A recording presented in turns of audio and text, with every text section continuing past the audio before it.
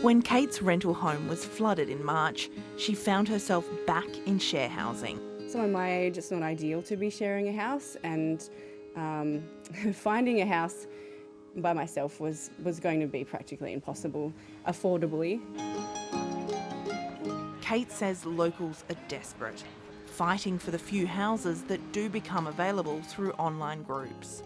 You could look at a place and it would have been posted within an hour, and there's already so many people commenting, and I think the people that are renting the spaces are overwhelmed. Kate works as an operations manager at the Byron Community Centre, which runs a homelessness hub.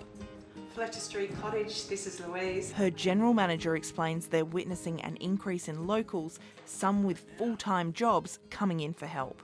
In terms of getting people into housing, where's the housing? We don't really have pathways for emergency accommodation, temporary accommodation, long-term accommodation. It's just not there.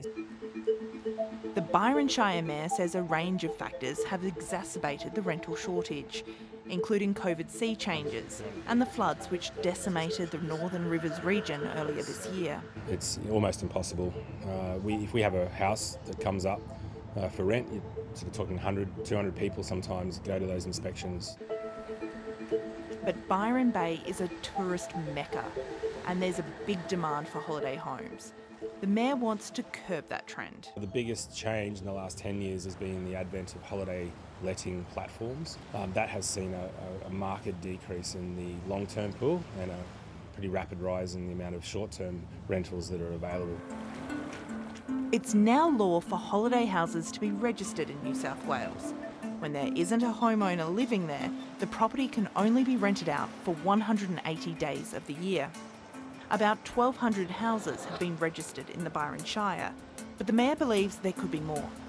They plan to restrict holiday rentals to 90 days a year in residential areas across most of the Shire, while these spots by beaches wouldn't have any restrictions on holiday leasing.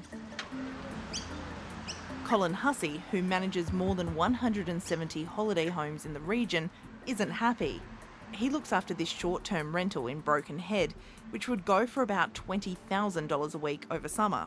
And there's a massive shortage of housing, but this is not going to solve it.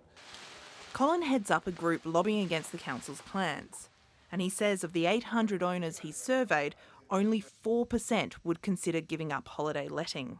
They're not going to move their homes across to permanent rental, and even if they did, this home is not fit for purpose for workers' housing.